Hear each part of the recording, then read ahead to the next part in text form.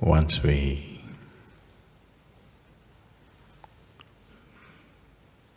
are born as human beings,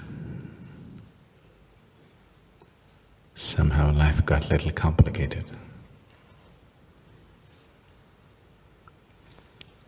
It would have been very simple if we came here like any other creatures on the planet. Stomach full, everything is fine. When we were hungry, we also believed that once we take care of our survival, everything is going to be fine, no? Now once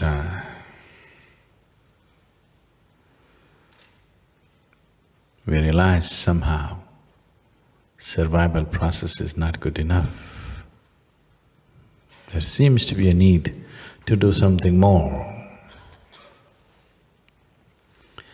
Immediately, a whole industry, which we call as religion and spirituality, sprung up. All kinds of people trying to tell you what you need to do to fulfill your life, or how you can never fulfill your life but you have to go to heaven.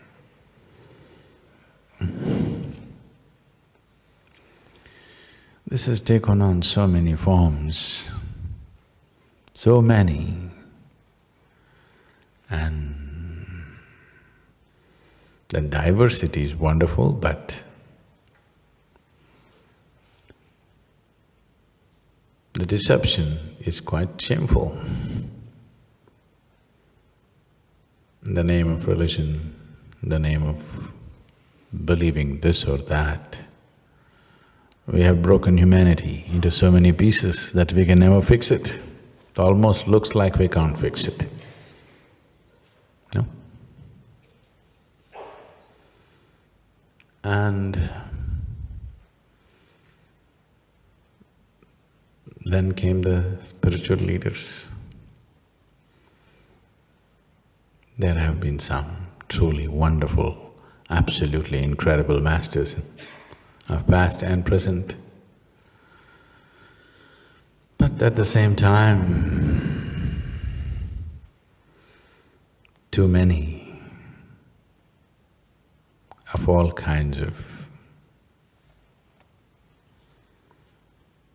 different levels of ignorance and different levels of intention has grown into it. There's all kinds of deception in the world, but the religious and the spiritual kind is the grossest kind, unfortunately. If somebody dear to you died, your neighbor who was always quarreling with you, even he will simply bow down and go on that day at least. Yes or no? A criminal who came to rob your house sees your wife is dead, even he will say, okay. A politician who's quarreling with his opposition all the time, when somebody dies, even he goes. But the spiritual people, they won't miss an opportunity.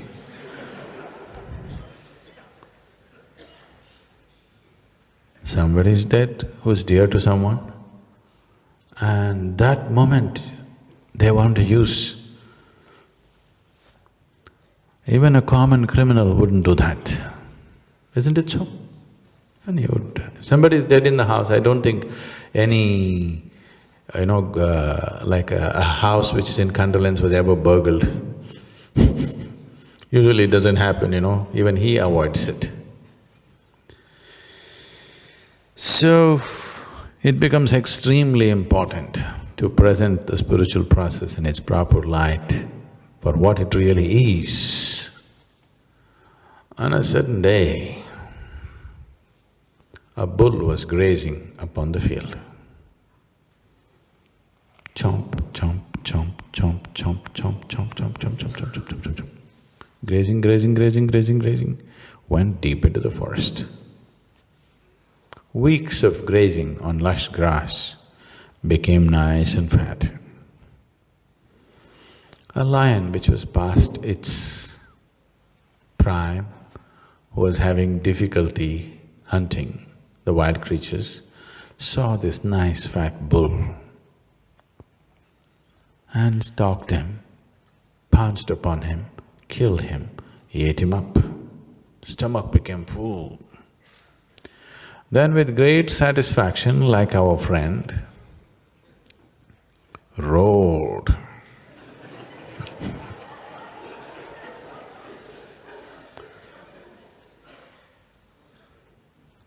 There were a few hunters passing that way. They heard the roar. They tracked him down and shot him dead. The moral of the story is, when you are so full of bull, you should not open your mouth.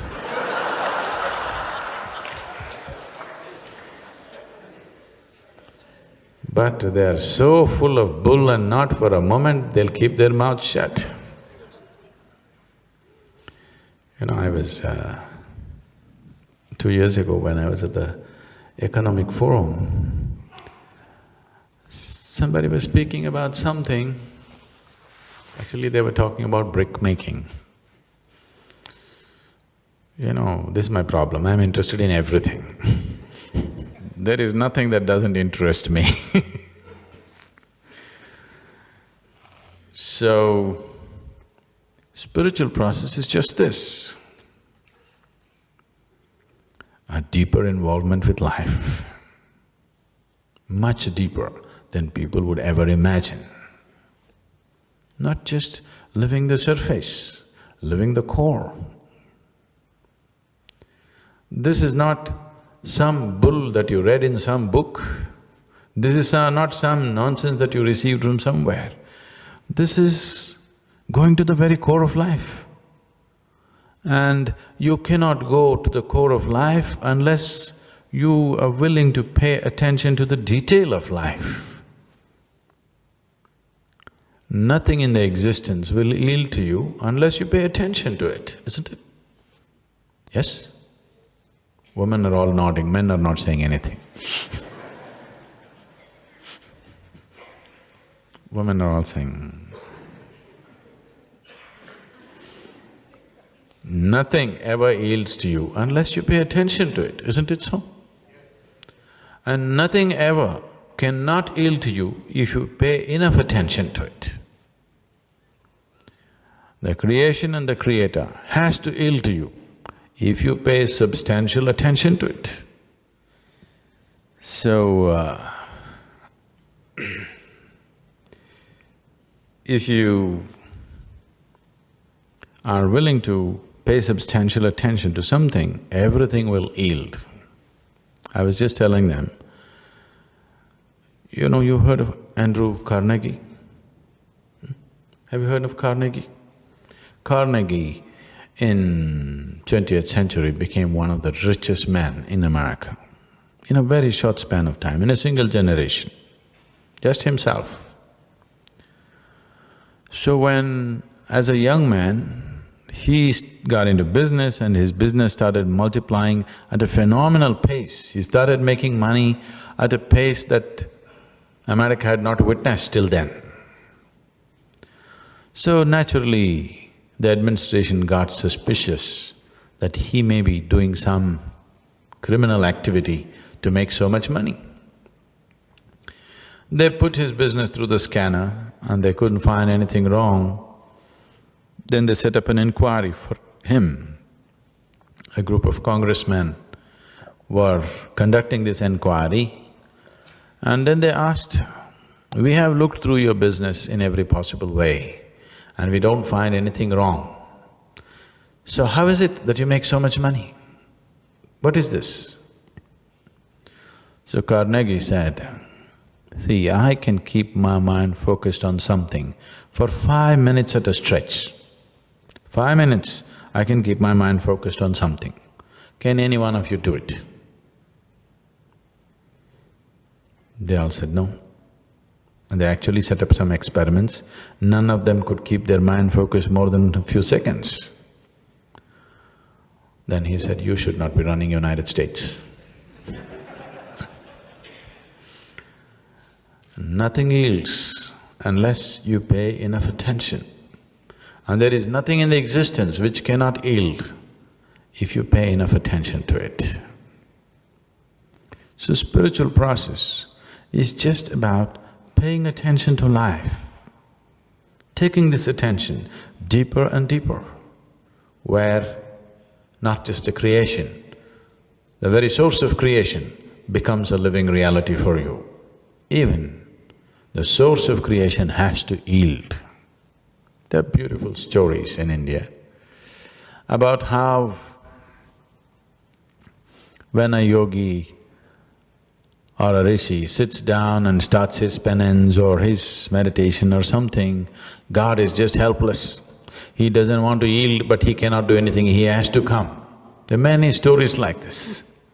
This is just to tell you, if human consciousness is substantially focused, even the source of creation cannot deny it to you. Even that has to yield.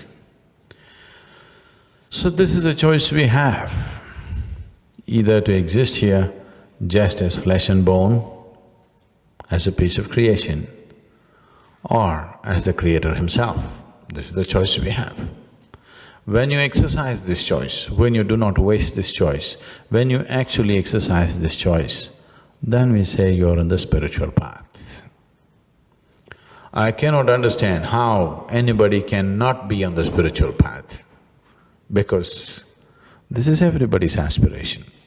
Everybody wants to be something more than what he is right now, isn't it so? That something more happens, he wants to be something more. This is a spiritual path conducted in a foolish way.